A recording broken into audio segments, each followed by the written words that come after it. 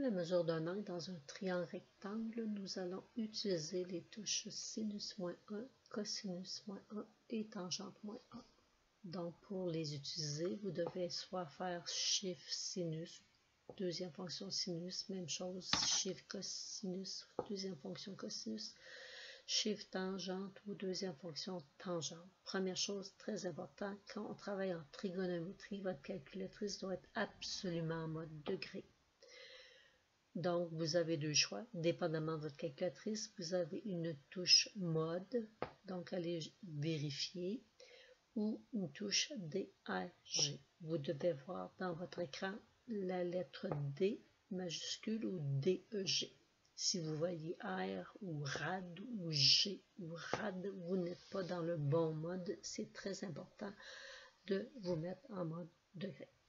Donc, nous allons utiliser nos trois rapports. Le sinus qui prend le côté opposé qui le divise par l'hypoténuse, le cosinus d'un angle qui prend l'adjacent c'est par l'hypoténuse, puis la tangente d'un angle qui prend la mesure du côté opposé divisé par celle du côté adjacent. Donc, je veux avoir la mesure de l'angle A. On me fournit le côté AC qui mesure 13, qui correspond à l'hypoténuse du triangle rectangle, c'est le plus long côté, ou encore c'est le côté opposé à l'angle de 90 degrés. Et notre côté AB, qui est une cathète, qui touche à l'angle A, donc qui est notre côté adjacent.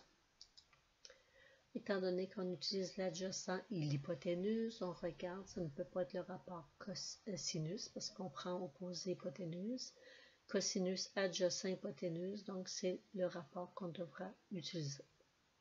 On écrit notre définition de cosinus.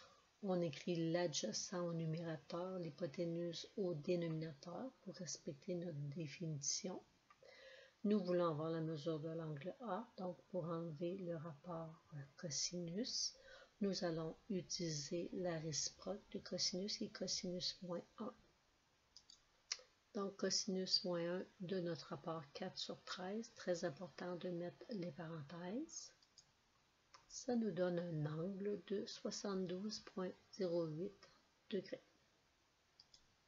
Dans l'exemple B, même chose, on va avoir la mesure de l'angle A. On nous fournit la mesure de AB qui est une cathète qui touche à l'angle A, donc son côté adjacent. Et le côté BC qui est une cathète, c'est la cathète qui est située en face de l'angle A, donc c'est le côté opposé.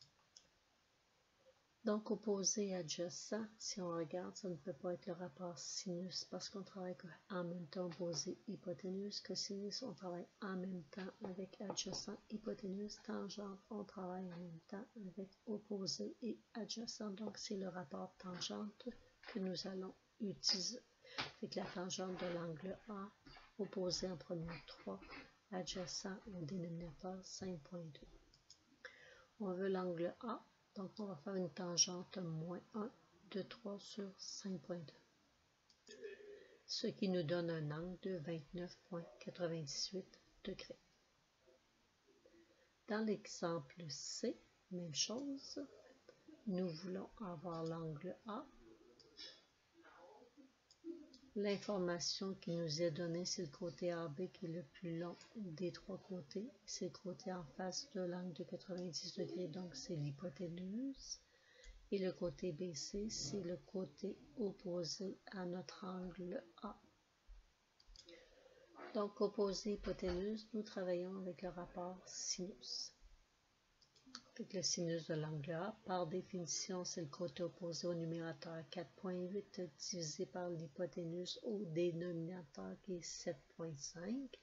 Nous voulons avoir la mesure de l'angle A, donc on va faire la réciproque du sinus, donc sinus -1. Avec notre angle A, sinus -1 de 4,8 sur 7,5 donne un angle de 39,79 degrés.